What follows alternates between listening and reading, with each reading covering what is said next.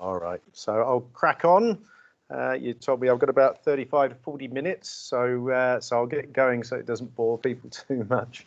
And every now and then I might have to talk more quietly as I'm holed up in a Canberra hotel, so my next door neighbour might bang on the wall if I talk too loudly. So, okay, let's get cracking. Now, I guess if the current pandemic has reinforced one thing, it's that humans hate uncertainty. Our minds are constantly thinking of tomorrow, trying to plan. In fact, it's been credibly proposed that we shouldn't be known as the wise human, Homo sapiens, but rather Homo prospectus, always thinking and planning of the future. I guess that's why you're on today's call anyway. But a move towards more digital employment services is frightening. We can't step aside from that. Now, don't get me wrong, it's fiscally, practically and ethically the right thing to do if it's done right. But it's frightening because of the uncertainty. And we have something of a fear, I guess at least an apprehension, of using even some digital services in a sector that is so human, it's so individual. But all the academic and increasingly practical evidence shows it's the right thing to do for all stakeholders and should be embraced. So I hope this little talk has some snippets or some nuggets of useful information that will enable you to take some degree of control and move forward with your digital strategy or behavioural science strategy with some confidence. Now, and I'm going to blitz you with so much information that luckily Laura will have a copy of the slides to send to you afterwards, and we'll have some time for questions afterwards. Now, look, being acutely conscious of humans' attention spans, I've broken this talk into three segments. First of all, we're going to have a look at general behavioural science considerations and how they apply to our sector. Then we're going to have a look specifically at the impact of the pandemic. And then finally, going digital first. As we just heard there, that Australia's moving to a digital first strategy from July 2022. We've already been piloting that, and I'll show you what we've been up to at Esher House. Not really to promote it, but to tell you all the mess ups we've done and all of the behavioural science and the holes we've fallen down and what we've learned over the last couple of years in moving in this manner.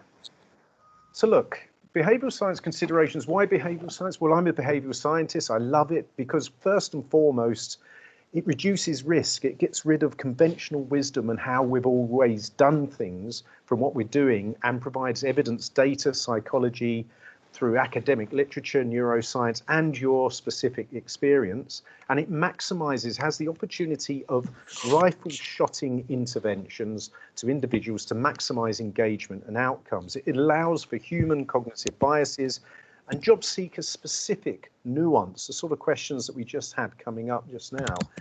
And not to put too fine a point on it, it's great tender candy saying, oh, we've used behavioural science and data, etc. By the way, that's not me typing. If you can hear someone typing, just to let you know, it's some other sound coming through there. So it sounds bloody good in responses, but it's not just about nudging. It's not just nudge theory. And there is this apprehension about nudge theory that it's kind of manipulative.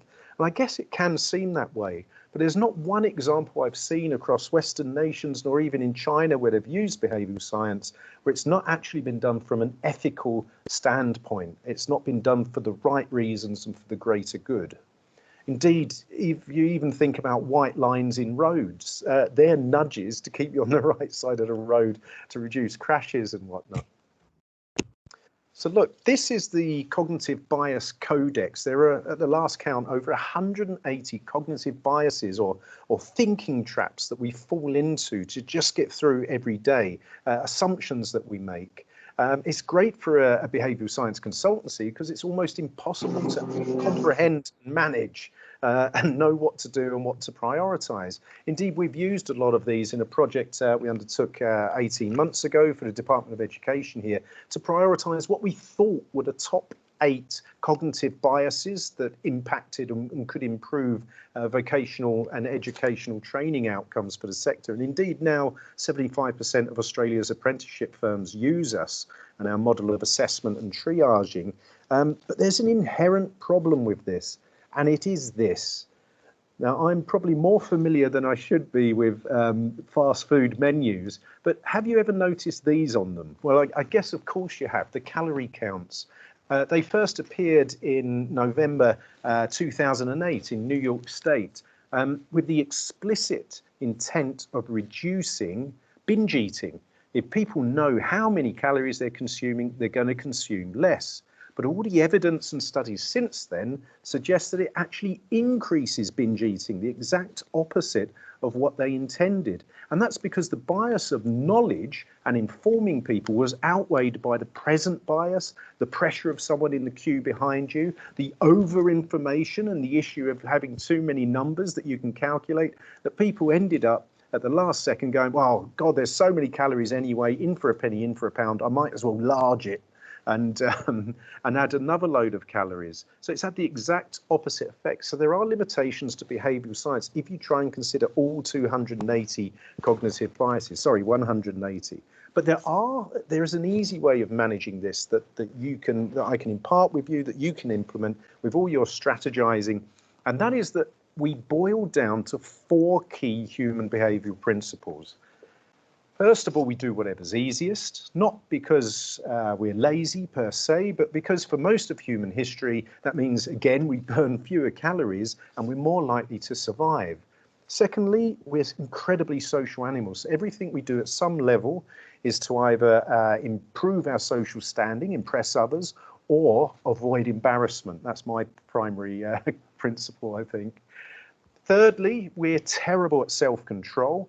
In the VIA Character Strength Survey, where 3 million adults from every country on earth have participated, the very bottom of the 24 character strengths is self-regulation, self-control. And yet, perversely, we absolutely crave control. We crave autonomy. So even if you know something's good for you, even if you really want something, if you feel it's forced upon you, we will tend as human beings to push back. This has profound implications for various government programs, such as mandatory work programs. It's called Work for the Dole here in Australia. And you can see the impacts on all of these in the COVID environment, you know, in terms of what's easiest, in terms of contact tracing, trying to cling on to some sense of control and safety by buying too much toilet roll at the first lockdown. We're incredibly social animals, so how we respond to that, which I'll touch upon, and self-control, rushing out to the beach as soon as lockdown's relieved.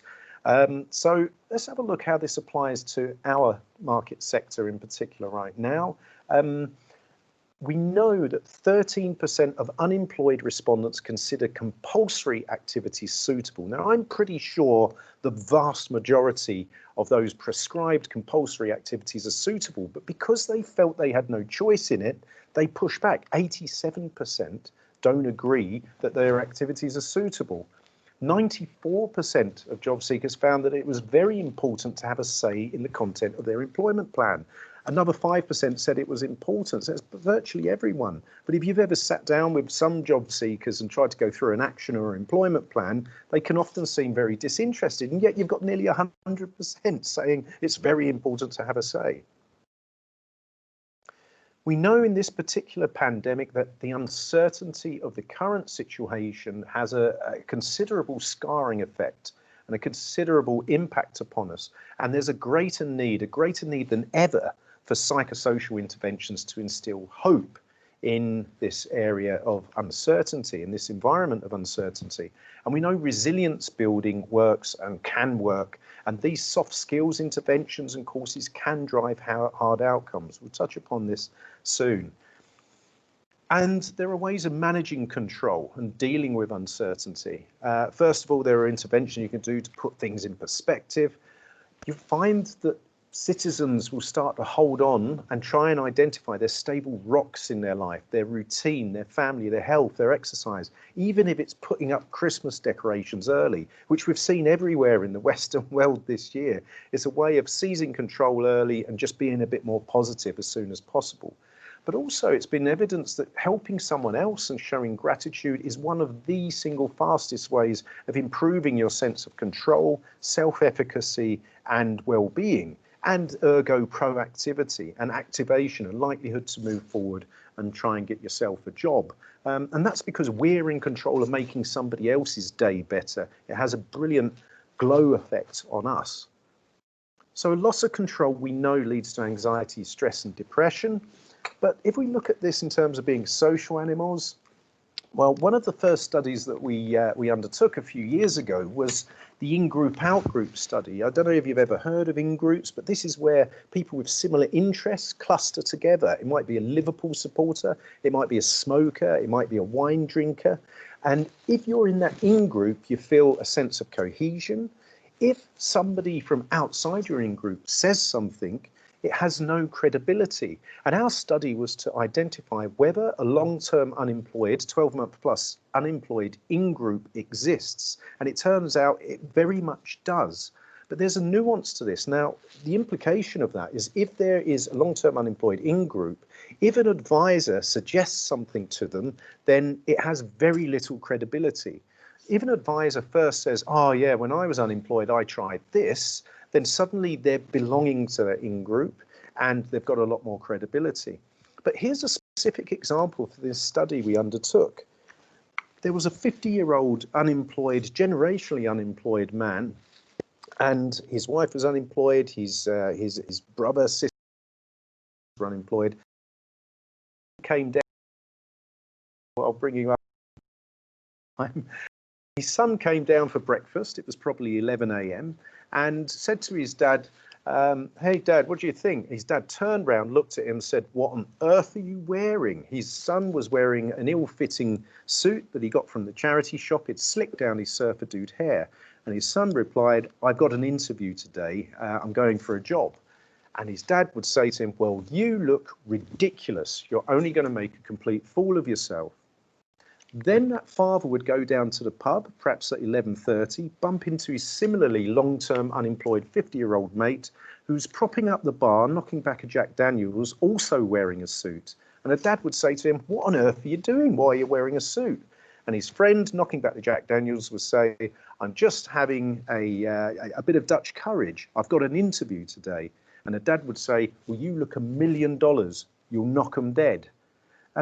Is perverse, but it turns out that the in-group is a family, a really close-knit in-group. And if anyone tries to extract themselves from it, no matter how much you love them and how much you hope for them to succeed in future, you will mock them. You tend to undermine them. And the resilience it takes to be able to withstand that is significant. And this is why we have so many dropouts for interviews when we phoned them up, spoke to them the day before, and they were dead keen to have an interview. So this has interesting implications. This is just an example of applying behavioural science to what we do every day. And it turns out that just saying to the person that's going for the interview, look, your family love you, but they won't be able to help themselves but to mock you, but to undermine you. Then just telling them that, we found reduced dropout rates by 30 to 50%. Isolation is incredibly important for a social animal. This chart shows whether you spent under 2 hours with family or friends yesterday and compares the short-term unemployed with the long-term unemployed. And it turns out when you're short-term unemployed, in this case it was under 3 months, you spend more time with family and friends. But then as that creeps on, as your length of unemployment goes on, you isolate yourself more and more. And there is a correlation and probably an unproven causation with depression. And it turns out in the first month of being unemployed, the first 3 to 5 weeks, actually depression goes down in job seekers. And it's a bit similar to the lockdown we experienced, the first lockdown. Do you remember in the first month, there was almost a blitz spirit, there was almost a euphoria. Everyone got onto house party. Do you remember that? But thereafter, after that first month of unemployment, anxiety, stress and depression have been shown to increase to levels only really seen in returning servicemen and women from theatres of war. That's the impact of isolation on job seekers, and it has a profound impact on their proactivity. People tend to curl up, conserve energy, and it's called learned helplessness. And our evidence suggests that up to 60% of long-term unemployed job seekers have an element of learned helplessness, which means that they're not taking risks. They're kind of giving up trying or making excuses, or don't want to be embarrassed to be seen to be trying and failing over and over again. So when an opportunity to escape does present itself, they don't take it. They don't even see it in the first place. So let's consider the impact specifically of the pandemic. And this will be in the context of something that Richard kind of touched upon. It's a degree, I guess, of sentiment analysis. Our studies with 25,000 job seekers in Australia found that more than the qualification you have, more than whether you can drive or not, more than your language capabilities, your attitude or psychological readiness is the single greatest moderator of whether somebody's going to get a job or not. And we can measure that with a 3-minute assessment. And that's the core of what we do at Esher House. And this has some interesting implications. We've been able to measure this throughout the pandemic and see how it's changed. For the Australian government, and the meetings I have here tomorrow with them, is because they're going to be adopting this sort of assessment to go with their job seeker classification instrument from 2022, and indeed piloting from February next year. The industry here isn't particularly aware of that yet. But it's because of this. In Australia, you may be aware that we segment general job seekers into 3 streams. Stream A's is where really the doubling of the unemployed numbers here in Australia has been concentrated. The new caseload are Stream A's, those closest to employment. Then you have Stream B's and Stream C's, those furthest from employment, the longer term unemployed. And the traffic lighting here are these different categories of being committed to finding a job that we can measure with this 3-minute assessment. And it turns out that 36% of Stream A's currently have absolutely no intent, confidence or desire to get a job. Now, the stated intent of the Australian government is to allow Stream A's to self-service. Well, we can pinpoint 36% there that aren't going to necessarily self-service with the same old easy online CV writing, interview skills, job search sort of interventions. They need more profound psychosocial interventions. But similarly, 30% of Stream C's really want a job. They do want a barista course, a course in resume writing or interview skills. If we were to put them through a course of perhaps growing your mindset, a strengths-based course, a mental toughness course, it would actually alienate them, and evidence suggests reduce their likelihood of getting a job and engaging with your service. So this is why it's really important for us to be able to really work out that sentiment analysis so that we can segment and personalize appropriately.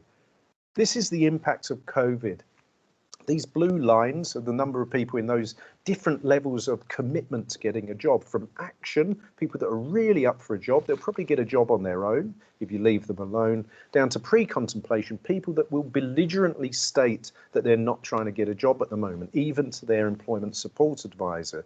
In October, November, the figures were about a third of the caseload in Australia were really proactively up for a job.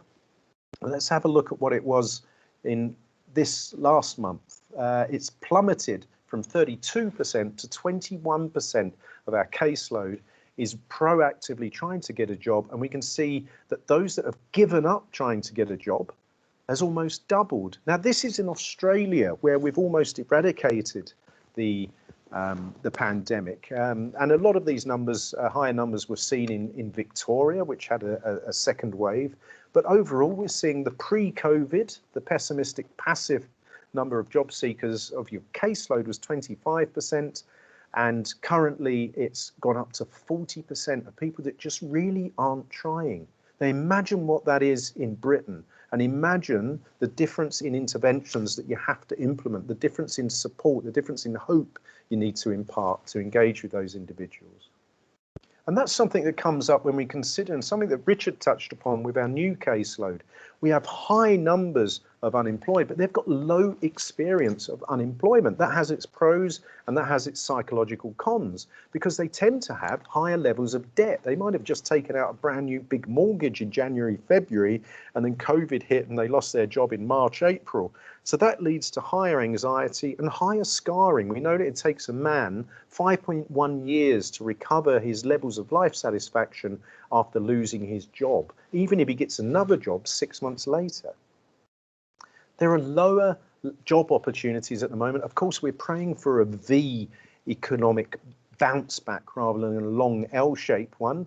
But there's lower levels of hope right now. And that's what we need to try and impart and instill as part of what we're doing in our sector. Of course, they're more marketable. They tend to be more marketable with more up-to-date job experience, but there tends to be lower revenue for outcomes with those newly unemployed. They've got high levels of pride and high levels of embarrassment. Now, that does have an implication with digital self-servicing, because we know that people that have a stigma with mental health or being unemployed are more likely to not want to talk to a person, and more likely to actually engage with online services. Somebody else has started sharing. So what I'll do is I'll go back to that, if that's okay. There we go. Seamless. So can you see that still, Laura? Yeah, great. Thanks, Darren. Sorry about that. That's all right. I'm glad it wasn't something dodgy popped up there just suddenly. So look, there are high levels of, if you sense the stigma of being unemployed or having a need for mental health support, you would rather talk to somebody online and have remote interventions than face to face. But conversely, those that are most mentally tough are most likely to reach out. So it's a dichotomy we have to deal with here. And there tend to be lower resources to service this new caseload. But let's consider for a second our existing caseload, those longer term unemployed or those job seekers with a disability. There's evidence to suggest that the first back into work were the last out of work. So these individuals may be pushed further down the queue to re-entering employment. How do we manage and support this existing caseload? There's a higher likelihood, which is a positive, of sustained outcomes in a recession. You're less likely to just chuck the job in soon after you've started if we're in a recession and there are fewer job opportunities out there. For young people, we do a lot with young people here in Australia with Esher House.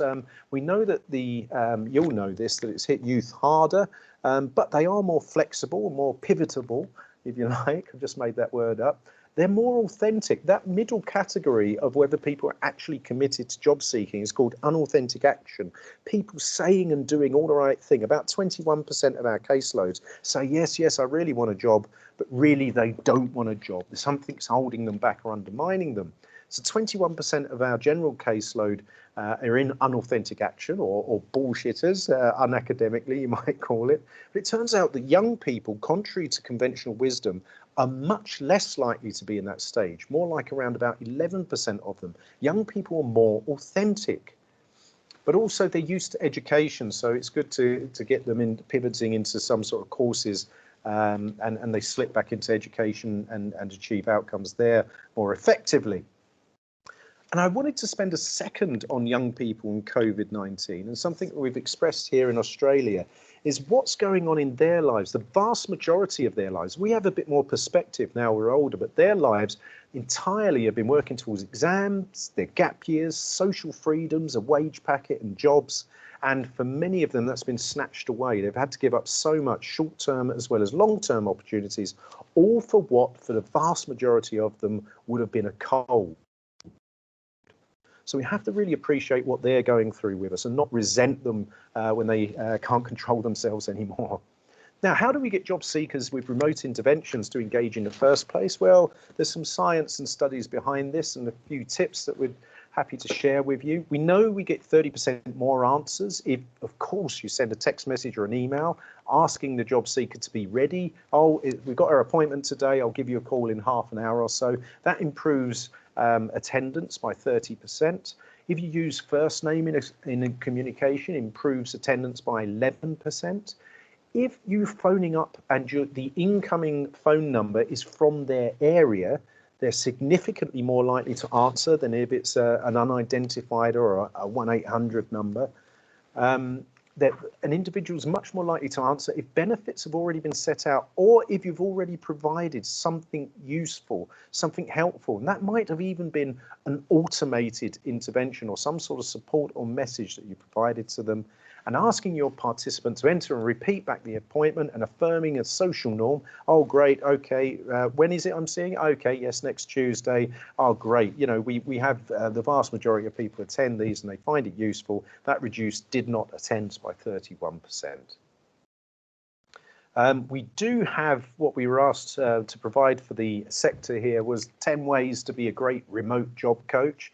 This is something that Laura has and can send out to you if you want to have a little play with this infographic. Of course, it's nuanced towards the Australian marketplace, but we're all humans and there's a lot of over that there that might be useful for you, that you can just take and edit and use in your own organizations. So let's finally touch upon going digital, and digital first psychosocial interventions, I've called them, but these are just your non-common or garden re-employment interventions.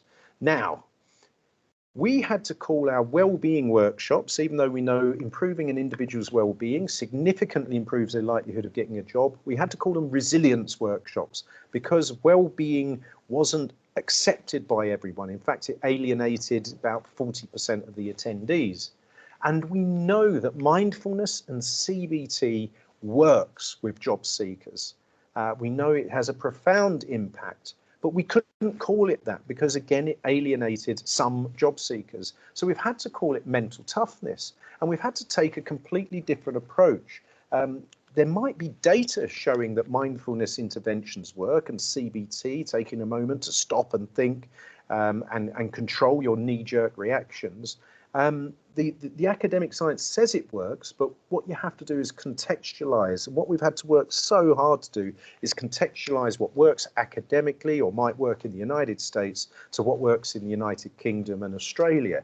And so we've changed mindfulness to mental toughness, and we come up with things like this. We gamify the interventions, and we say to job seekers, right, think of the coolest movie characters.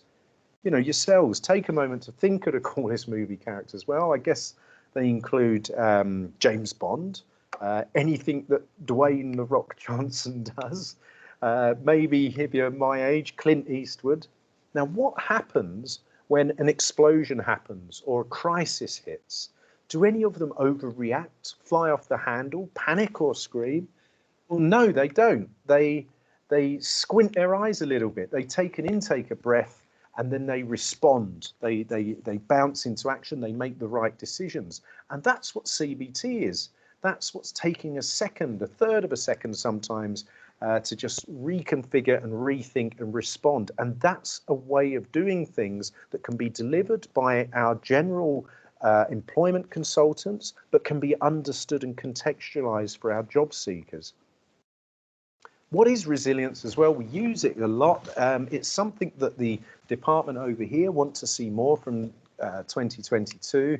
And most people think it's this. Resilience is sticking your feet in the mud, being rock solid, not budging in the face of adversity. Well, the academic definition is to grow and thrive in the face of challenges, to bounce back from adversity, and in response to learned helplessness, to bounce forward when there's opportunity. But it isn't really this image. This image is inappropriate to describe resilience. This is the right image. This is the aftermath of the Boxing Day tsunami, and we saw that still reinforced concrete results were flattened, and yet we have these thin, flimsy palm trees survived. And it's because of their flexibility, it's their adaptability, their ability to bend in the face of overwhelming adversity. And that's what resilience is. It's about psychological flexibility. And that's what we've been working hard over here to impart with job seekers with remarkable impacts on outcomes and positive changes to their lives. And of course, it's not just humans, and it's not just right now we're talking about. You know, Darwin, you'll all be familiar with this, that it's not the strongest of the species that survives, nor the most intelligent. It's the one most adaptable to change. Something I know Richard Allberg lives his life by. I'm going to do that again, that head wobble, because it took me 2 hours to work out how to do that. There you go, Richard. Love you. So, just touching upon... I will have my revenge, Mr. Coppin. I will have my revenge.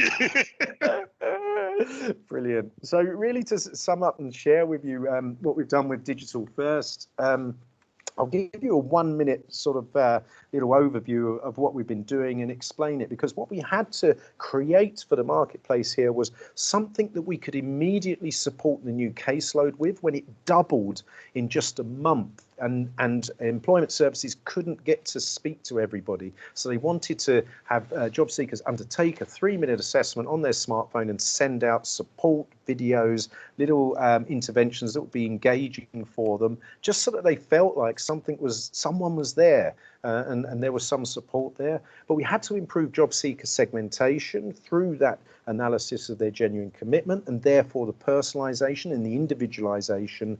And we had to support advisors to take this and to take it individually to their job seekers, these more complex psychosocial interventions, which is what everybody cries out for, particularly in this pandemic. So bear with me for 1 minute. Hopefully this isn't too loud.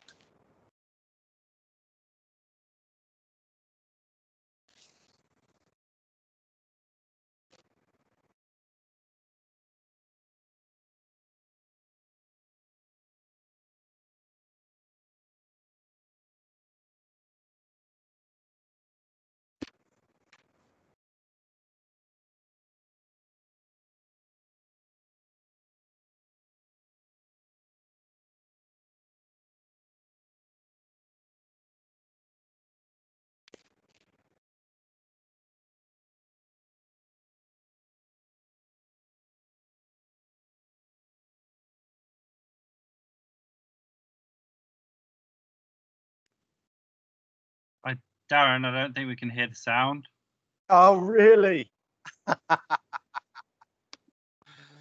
Okay. Well, that took nearly a minute to pluck up the courage to tell me. The good thing is it's really visual, and the point of it isn't to be it's our promo stuff over here, but it's to lead into the last 5 minutes for me to share with you what we had to do to make digital interventions and employment services work. First of all, we had to provide a more comprehensive assessment of motivation and commitment to work. This will be integrated into our services over here, and again piloting from February, and you can expect to see it pop up in other services around the world. Personalised strengths and resilience-based interventions, often provided in cute little animations, short, sharp animations that are more acceptable to people and has a lower cognitive load. We needed to show, and this you can tell is a department phrase, demonstrable improvements in employability. That is, we need to be able to measure someone's probability of getting a job in the next 12 months and to reassess every 3 months to see if that's going up, whereupon we can praise the individual and do more of what we're doing, or if it's going down, whereupon we need to intervene. It's an early warning system that we need to delve more deeply with that individual. Now, what works though? How long is a good amount of time for a digital intervention? Well, did you know in December 2019, the last month we have data for, the 45 to 54-year-old age bracket spent 100 hours that month on their smartphones. The 18 to 24-year-olds, where people my age were spending 100 hours, what do you think for the 18 to 24-year-olds? Well, it actually turns out they spent 66 hours, 2/3 of what the adults, the older people were spending on their smartphones. Again, contrary to conventional wisdom. So we wanted to work out what was a good length. And I think YouTube, there's a lot of studies, but YouTube is a wonderful, there's over 1 billion videos on there now, I think. And the average length of a video is 11.7 minutes. And I think that's a great indicator. Now, remember, that's for people that have generally searched for that content and they're interested in it. A good indicator of initially disinterested content is a song. The average time for a song remains at 3.5 minutes and has remained about that length for the last 20, 30 years.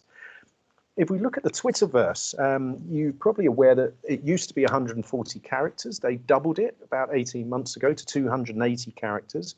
But did you know that only 12% of tweets exceed that original 140 characters? So this is an indicator to us that we have to keep whatever we do short and sharp, and it's to provide integrity and enjoyment and gamification in undertaking interventions, but also it's to be a crutch and a support and a lead-in for employment service advisors to actually take an individual through these interventions.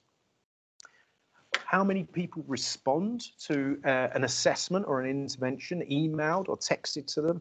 Well, using all of the behavioural science I mentioned before, like using people's first names, etc., 21% open and go through the whole programme on their own. The rest have to be handheld and nurtured and supported by employment service advisors. How do we engage individuals? How do we ensure that they're more proactive? Well, neuroscience tells us that there's broaden and build theory. If you use humor, then people's ability to use more regions of their brain to solve problems that previously they were too stressful to think through, it actually improves markedly. And us Brits and the Aussies, humour is one of our core strengths. And we've used that. We use it appropriately in all of our interventions and videos because it makes people more proactive. And also we badge things like crazy, like a Cub Scout. People love badges on their LinkedIn profile increasingly. So we provide badges to job seekers, badges to the coaches actually supporting them. And we had to ensure that what we were doing is respectful and ethical for our employment service advisors to deal with mild to moderate mental health issues, and it supports what they're doing and they feel comfortable with it. And it's worth touching on this as my final slide, really. We've been doing work with EML, which is a huge work cover and re-employment organisation over here, and PwC, and they've found during the pandemic that productivity of case managers has improved by 19%. Now, that might be because the people engaging are more proactive job seekers. There's less mutual obligation. They don't have to phone up, but those that do are therefore more proactive. But it's also because of this. When you're face to face, you tend to have a lot more small talk. It's academically evidenced that we have a lot less small talk in Zoom meetings and on the phone. So we used to do small talk. We used to do a lot of our paperwork with job seekers while we were sitting there with them. But now advisors are desperate for content. It turns out that after one or two interventions, they've been coming to us saying, look, we've chatted to them twice over the phone. What do we say next? We want content. We want to send stuff to them that we can then go through together. So it's kind of a blended digital approach that we've been taking. And it's led to less advisor burnout, surprisingly, perhaps. And this is because we know that empathy is, when we undertook a survey of employment service advisors, 80% said empathy was their top strength, but it's also the top weakness. Empathy is feeling with somebody. So if you have anxious, stressed and depressed job seekers, 5 a day, 5 days a week, and even if they're not anxious, stressed or depressed, they're bigging up their issues. Nobody ever says in reply to how you're going, job seeker, they don't say, oh, I'm brilliant, you know, I'm loving life right now. People naturally big up their problems. So at the end of the week, your employment service advisors are having to cope with this. They've acquired their mirror neurons, the anxiety, stress and depression, whereas being compassionate is much easier when you're digital and remote. That means you're feeling for somebody. And this is actually improving the mental health of our employment consultants. It's kind of a side effect of going a little bit more digital and going a bit more remote that we completely didn't anticipate. Well, there we go. I've bombarded you with information. I think I've covered these 3 segments, but I guess if there's 2 key messages to take away from this, it's support your advisors with tools. This is an opportunity to do that, and it's an opportunity to look at more digitalized employment services as an opportunity to free up your advisors to do what they do and automate what you can to do that. Assessments, content, support and activities, and have your advisors go in and help the people that need it the most. So there you go. That's the end of my session. I'll close this down. I'm exhausted, so I don't know how you're all feeling. If you've got any further questions and you don't have a chance to ask me, there's my email address, but I'll minimize this now and enable you to ask any questions right away. Darren, that's fantastic. Thank you very much for that. And a really great bit of presentation as well. I think that was really, really engaging. So thank you very much. We don't have a huge amount of time because I'm just conscious of our other speakers, but has anyone got burning questions that they would like to ask Darren? And whilst I've put that out there, Darren, I see you've put, you know, on the last slide there, some summary points, but can I just ask them, what's your call to action to the people on this call, or even the wider sector in the UK? What do you want to do with this, I suppose?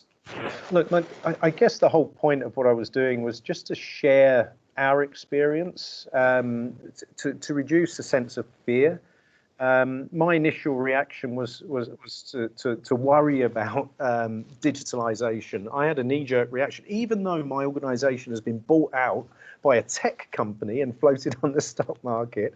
I had a fear of technology. But as we've moved forward and as we've sensitively embraced the human side of behavioural science and integrated it with the analytics and what we're providing, just seeing how it's working for employment case managers and job seekers has just been perhaps the most affirming thing in my career. So I just wanted to reassure people that, look, I've shared with you what kind of works, what doesn't, and to not fear it, but rather to embrace it and to let it bend to your will and what you know will work for your organisation and your cohort.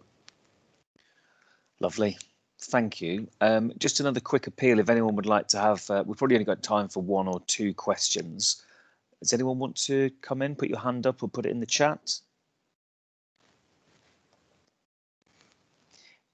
If not, Darren, can I ask you are you going to hang around just in case people put something in, or I'm going to hang around for 10 minutes, but yeah, it's approaching 11:30, and I've got a massive department presentation, first doors, tomorrow morning, so I'm going to try and crash out. Well, I'm going to suggest, and if you don't mind, Darren, if people want to know more or continue the conversation, that they can contact you directly. That'd be all right? Yes, most certainly. And Richard has got a great breadth of knowledge as well, so he'll probably be able to answer 90% of what I'd be able to answer as well. But yes, do reach out, do drop me a line, and I love any excuse to reconnect with the home country. Darren, that was fantastic. Thank you so much. I'm going to move straight